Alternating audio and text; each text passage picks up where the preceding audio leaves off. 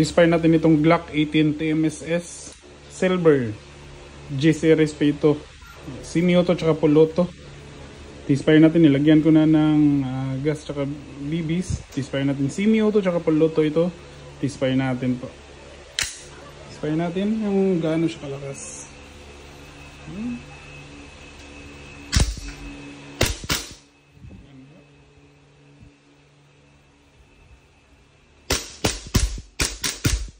Full auto natin. Switch lang down. Burst lang. Lakas. Napakaangas. Balik natin sa same. Full auto. Switch. Automatic lock siya kapag wala na siyang bala.